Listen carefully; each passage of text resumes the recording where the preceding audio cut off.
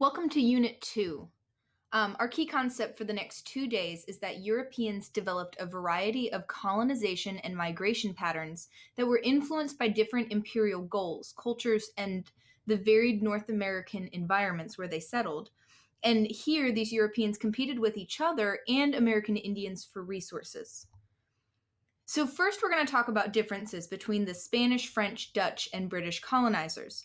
They had different economic and imperial goals that involved land and labor, and that shaped the social and political development of these different colonies from these different countries, as well as their unique relationships with native populations. So the Spanish, we're going to start with them. They wanted to extract wealth from the land, like mining, and that led them to develop institutions that were based on subjugating native populations, converting these native populations to Christianity, and incorporating them along with enslaved and free Africans into the Spanish colonial society. We've already discussed their caste system, so review that. We've discussed the encomienda system, gathering sugar and other fertile crops from the soil, and we've talked about mining. So now I'm going to talk about some conquistadors. The two conquistadors I want to discuss are Cortez and Pizarro. Pizarro was a conquistador that conquered the Incas. The Inca were a 12 million person society. They did not have writing. They tied knots on strings to record numbers, if you recall that from world history. They had a great public works system, a very complex government, and agricultural system. They actually made steps in a mountain range for farming.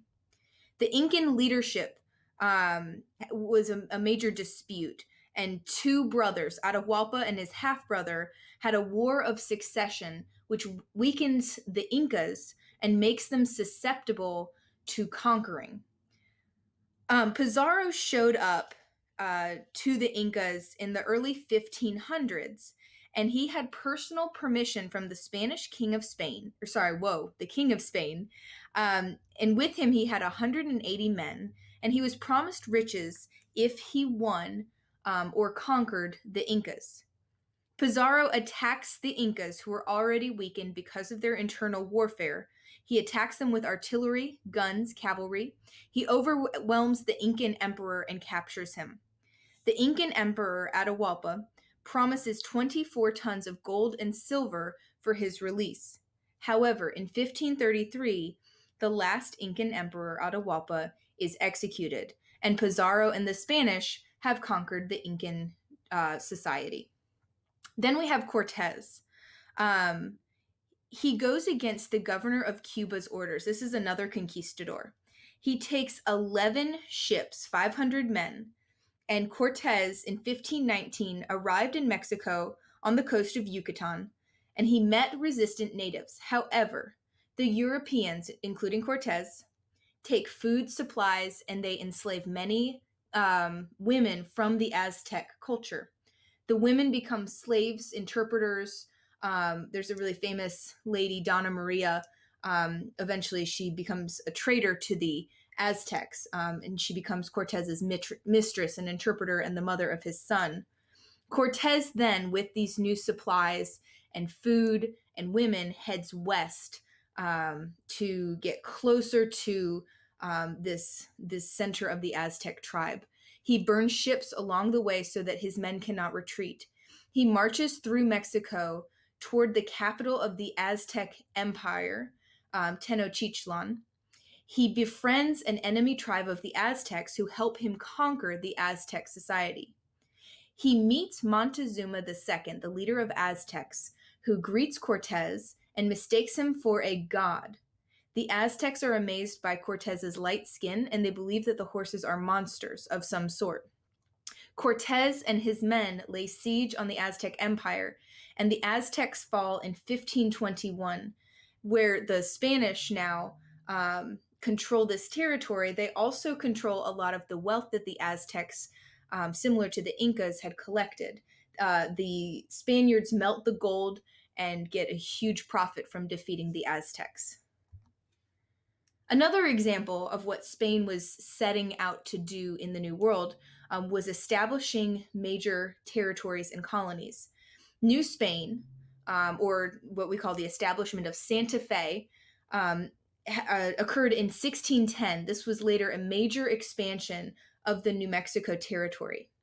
This is the first established religious missions and military outlet, and this was the foundation of many Spanish towns. The missions were built to convert local Native Americans and manage the agriculture industry in New Spain. Native Americans resented the forced religion. They were not allowed to practice their own traditional religions. They were forced to convert to Catholicism, and they resented the encomienda forced labor system. And this later leads to a revolt called the Pueblo Revolt of 1680. So keep that in the back of your mind. Now, the French and the Dutch had different reasons for colonization. They had relatively few Europeans in the New World, and they relied on trade alliances and intermarriage with the American Indians to build economic and diplomatic relationships. And they wanted to acquire furs and other products to export back to Europe. So here's an example of a man who did this. Samuel de Champlain. He is the father of New France. He's a cartographer, a navigator, explorer, geographer, soldier. He actually founded Quebec City in 1608. The purpose of his and the French venture to the New World was fur. They wanted to start a fur trade. Originally, French settlements relied on trade with Native Americans, and those relationships were slow to develop. A harsh winter killed all but 24 French settlers in the area of Quebec. However, Samuel de Champlain forged an alliance with the Algonquin and Huron tribes near the Great Lakes, and he helped raid Iroquois settlements in exchange for a favorable trade relationship. The Dutch founded something called New Netherland. The Dutch colony began in 1609 and lasted until 1664. New Netherland was a series of trading posts, towns, and forts set up and down the Hudson River. This was a failed this colony failed after Henry Hudson failed to find a northwest passage.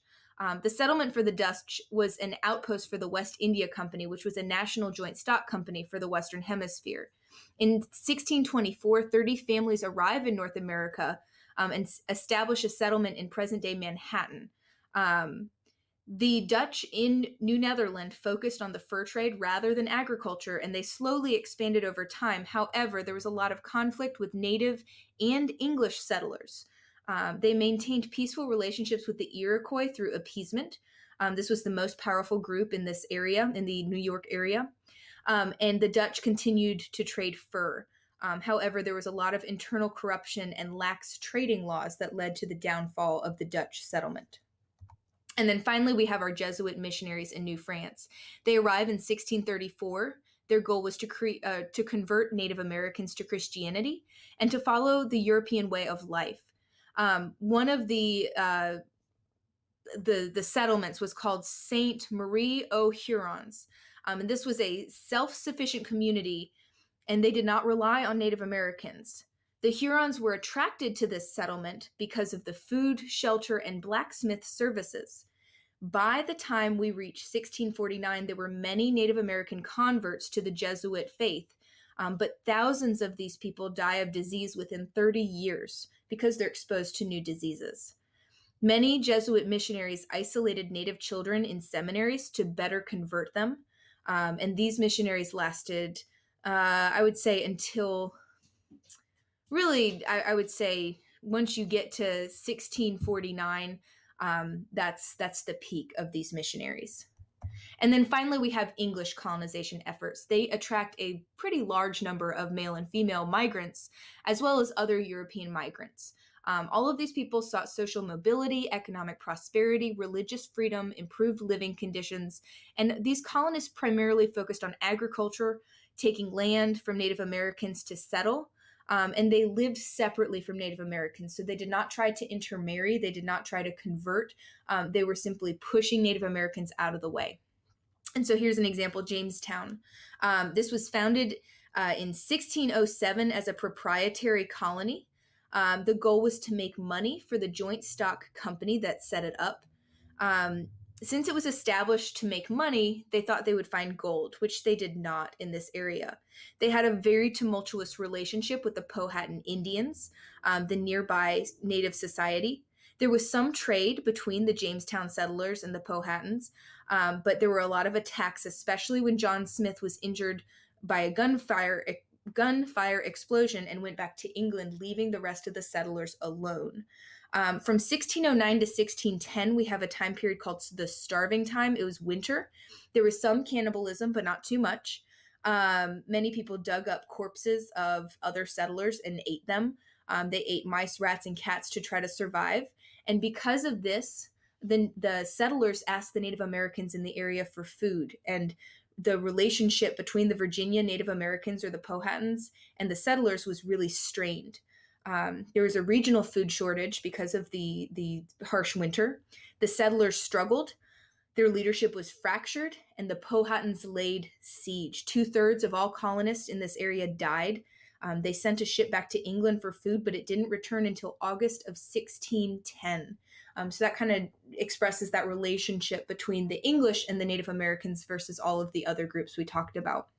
And then finally, we have John Rolfe. He brings tobacco as a cash crop to Jamestown in 1609. The colonists had tried silk making, glass making, lumber, pitch and tar, soap ashes, growing sassafras, all things to try to earn money to ship back to England. But John Rolfe obtained seeds from the Spanish. It was actually illegal. And he starts to plant these tobacco seeds in Jamestown and begins to compete with Spain in the tobacco market in the world.